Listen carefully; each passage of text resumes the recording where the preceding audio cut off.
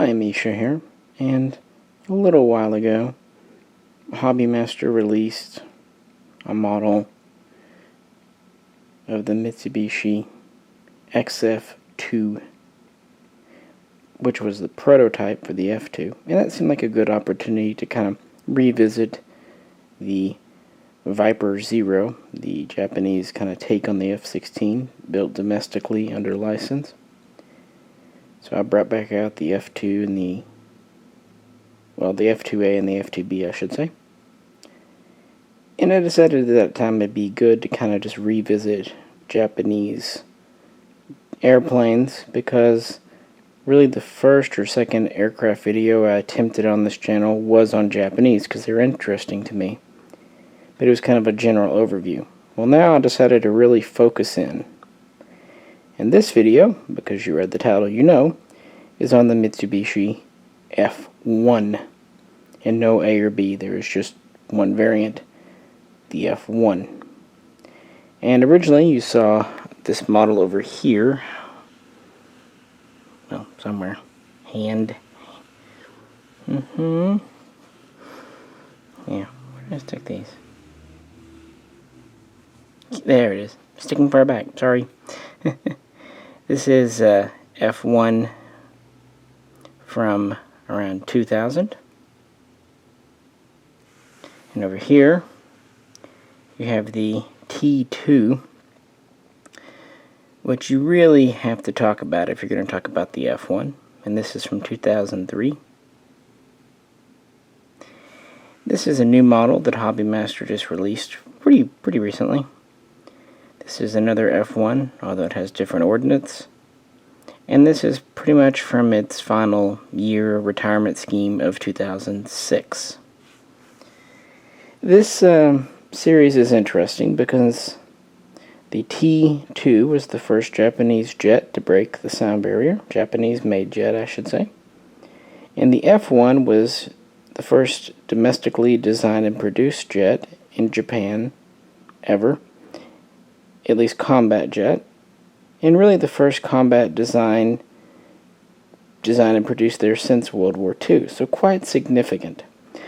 So even though they only made 77 F-1s, they are important to Japanese Air Self-Defense Forces Service, JSDF, because yeah, it's just a first. And they did fly for over 2.5 decades, in some cases nearly 3. And as for the T2, they built a few more of them. They built 90.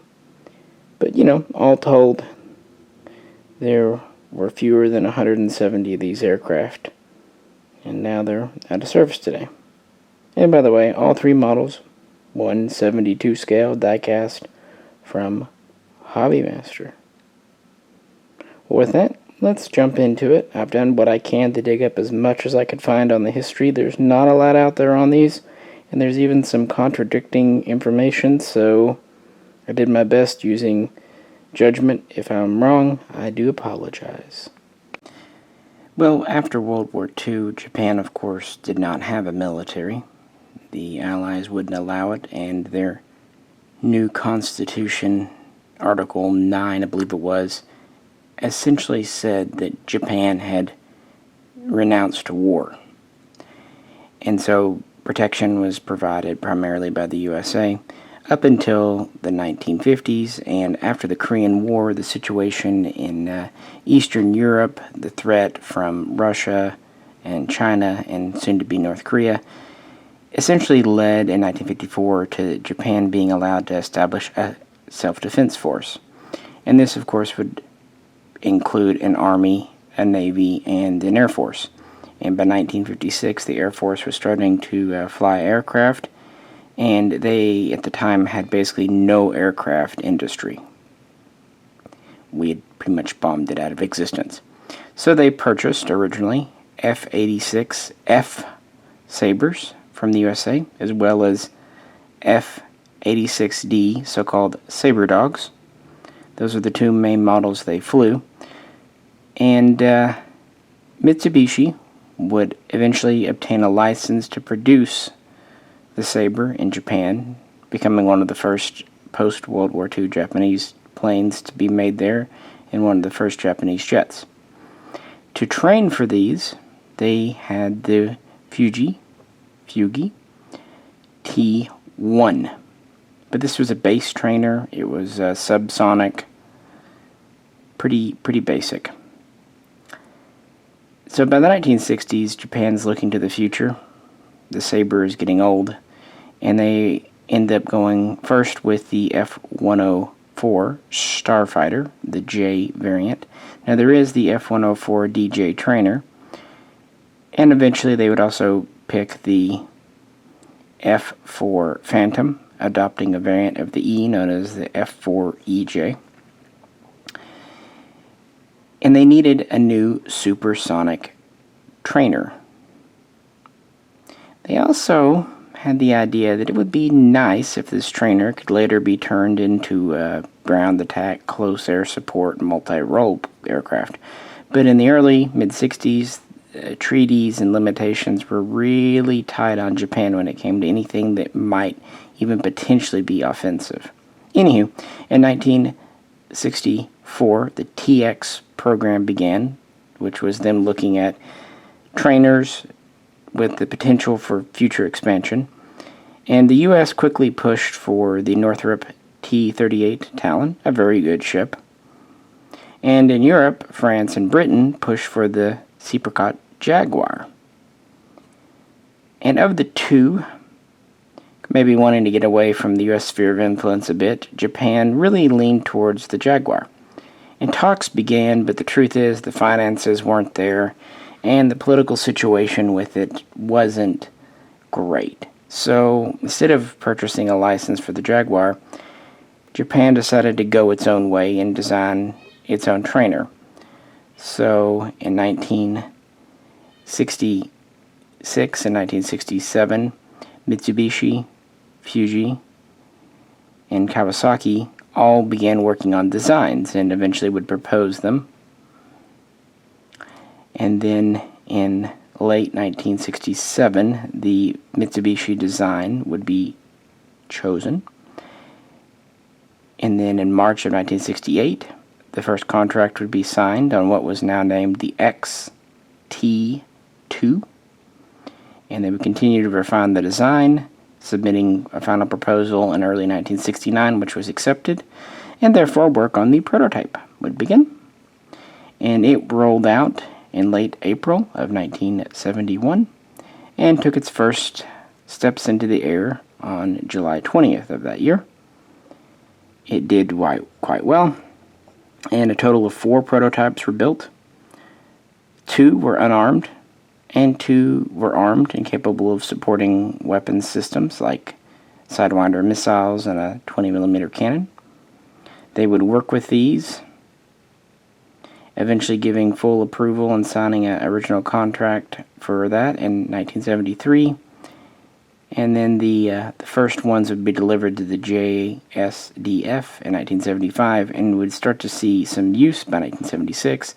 And really by 1980, most units that were going to transition over to it had done so. And again, this was an advanced jet trainer for planes like the F-104 Starfighter, and of course by this time the F-4 Phantom II. So it really provided Japan with a good trainer and also a lot of experience in the aerospace industry. And yes, it looks a lot like a Jaguar. And I've done a video comparing them and contrasting them. It is and it isn't. But it's certainly inspired from them. In fact, there were some complaints from Europe about it, but anywho. It has 2 engines. Of course, it has seating for 2, instructor in the rear, trainee pilot in the front. It is about 58.5 feet long, with a wingspan of just under 26 feet, so much like the Jaguar, very long and narrow. It is definitively supersonic, capable of going Mach 1.6. It has a respectable max altitude of about 50,000 feet, and it had a total of 5 hardpoints, 3 under, one under the belly in the center, and then one under each wing. These could carry fuel tanks for extended range, and theoretically could be fitted for weapons, although I don't know that they ever were. And there were also rails, one on each wingtip, that could support the AIM-9 Sidewinder. But this weapon's ability, along with the 20mm cannon, was only used for training. I should say that the XT2 lost the X and became the T2A and T2B in 1973 as well. The A did not support weapons, the B did. Most were built as Bs, I think around 68 were, 60 or 68. Anywho, yeah, the 2/3 were basically built with weapons capability, with leaving around, I think it was 28 that had the A variant, so it would have been 62 with the with the B weapons support. See, I don't read off a script. Just rambling on. Anywho, these were used for training, advanced training, and throughout the 80s and into the 90s. Mostly later on for the F-1 as well, once it was in service. And even towards the end of their service lives, they did help train some that would go on to fly the new Mitsubishi F-2, even though the F-2B was its official trainer. But the overlap is quite small. So yeah, like I said, by 2003, they started to retire these, especially the older models, because they were just reaching the end of their production lives. They had been built back in 1974, 75, and they were just at the end of their airframe lives. Newer models, which production lasted until 1988, would continue to fly until 2006. And then in March of that year, when the F-1 was retired, the T-2 went ahead and was retired along with it. So, yeah, that is that. Like I said, it is definitely inspired by the Jaguar. Like the Jaguar, it has actually quite good short runway, short field takeoff landing performance. And was certainly a step in Japan's independence. But, yeah, from the very beginning, they were hoping to kind of make something that could later be refit into a more of a combat aircraft. And while T-2s themselves, except for a couple, were never directly converted, the design immediately led to this one. I'm sure just completely coincidentally, the Jaguar 2 is designed to be both an advanced trainer and ground attack close air support aircraft. The F-1, though, almost didn't happen. Even though the T-2 was kind of built with this idea in mind, by the time the T-2 was coming around in 1971, 72, there were a bunch of cost overruns in the JSDF, the whole Japanese Self-Defense Forces, meaning that the Air Force was suffering budget constraints. But thanks to the cancellation of a couple of projects and the shuffling of funding, the fighter bomber, the close air support, the ground attack variant was officially announced in 1972, and contracts would thus start to be awarded under the name FST2K. Yeah. And while primarily this was designed by Mitsubishi, Fuji also took a leading role in helping kind of the conversion and updating of the airframe and all that. So, what did they do to make it? Well, the dimensions are the same, and basically the speed and altitude are the same.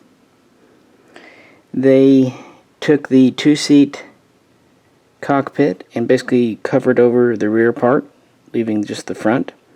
And where the second person, the instructor, used to sit is now an avionics bay. They also made room for additional fuel tankage there. They also did some minor improvements to the engines, although nothing really to speak of. They added 2 additional hardpoints, 1 under each wing, for now a total of 7 if you count the wingtip rails. To take the extra weight, they reinforced the airframe and landing gear.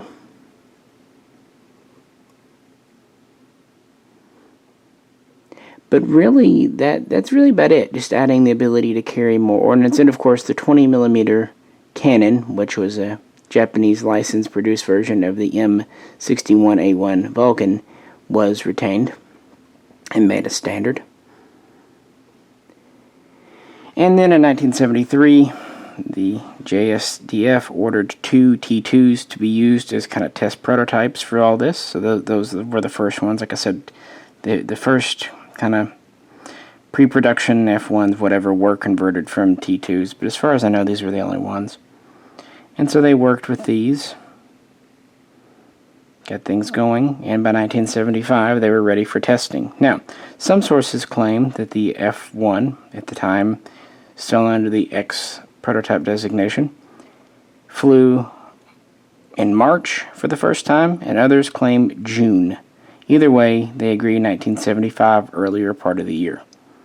So have that as you will. Happy with the results.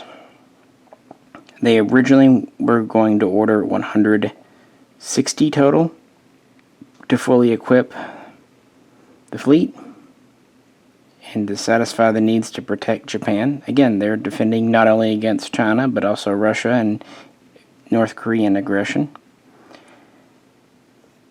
But again, budgets get in the way, and so ultimately the number was reduced to 77.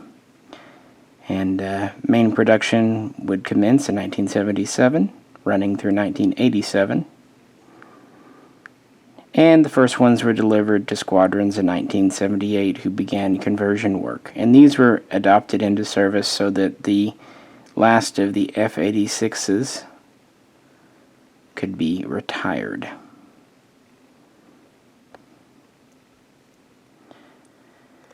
So yeah, what exactly do we have here? Well, it is a fighter-bomber, basically. Yes, it could and did carry AIM-9 sidewinders for self-defense. They could carry the 2 wingtips. It could also carry 2 under the wings if needed. But primarily, it carried iron bombs and rocket pods.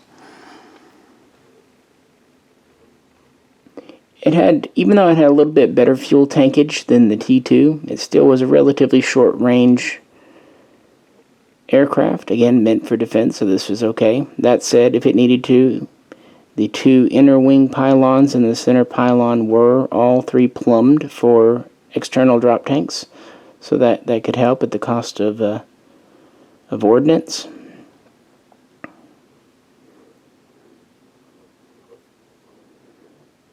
And another role that this was called upon to fulfill, and one that was actually very important to Japan and somewhat unique to Japan, anti-shipping. So not only was it ground defense, it was also naval defense, which you can understand, being an island nation, is a little more critical. Probably not something Austria would be too concerned about. So yeah, they only made the F-1. There were no really sub-variants, but it actually could support a wide range of armament for both ground and sea attack. And since it was capable of 50,000 feet and Mach 1.6, at least in clean configuration, not loaded down, it wasn't the worst airplane, air-to-air, in the world, but that was not its design purpose. That job was left to the 104 Starfighter and later F-4 Phantom, and of course towards the end of this aircraft's career, the F-2 and the F-15 Peace Eagle. And here's the other one with alternative armament. Really, the F-1 had a standard weapon. It would be 2 Japanese-produced anti-shipping missiles with sidewinders for defense, but again, rockets, rocket pods, as well as the classic Mark 82 iron bombs could be held. And the 20mm cannon contained about 750 rounds of ammunition, so quite respectable for a ground attacker. It had a very modern cockpit for its day and time. It had a heads-up display. It was a digital cockpit, not analog. It had several early warning systems, and it used a radar system very similar to what the British were flying on their variant of the F-4 Phantom. It also, again, had quite good short airfield takeoff and landing performance, and could carry up to, or just, I should say, just over 2,700 pounds in ordnance. So for a defensive plane, that's all right. Of course, it couldn't carry nuclear weapons because Japan. But yeah, these started to see squadron use in the spring of 1978, and they would transition over throughout that. The last one would be delivered to the Air Force in March of 1987. And really, it was never enough, but it was a good supplemental fighter. And it was relatively well liked and really helped the Japanese aerospace industry.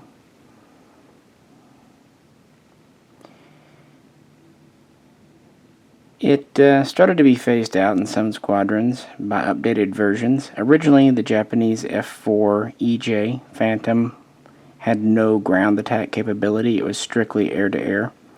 But then they would go to the newer KKAI model. And that would add multi-row capability, ground attack.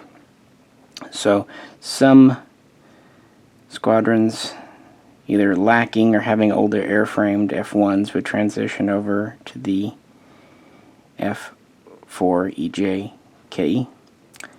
That said, in 1989-1990, it was decided to do kind of a midlife service extension program on the F-1. So between 1991 and 1993, 70 of the 77 originally built aircraft were selected and went in batches for this update.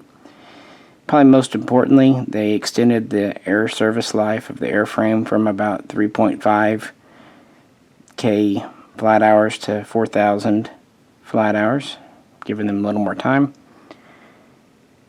They also gave an update to the canopy and a bit to the cockpit, giving slightly newer electronics and access to certain new weapons systems, especially guided munitions that were not available in the 1970s.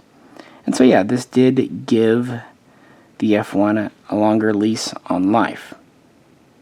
However, it was of course a stopgap measure, and in the late 90s, early 2000s, the new Mitsubishi F-2A started to replace it because it did have true multi-role capability with ground attack and was a much more modern design.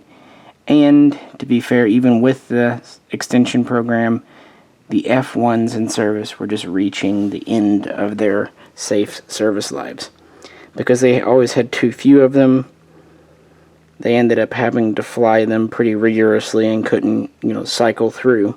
And while Japan never engaged in combat with their aircraft like these, they did have to scramble them and others several times to respond to Soviet probes into their airspace and Chinese aggression.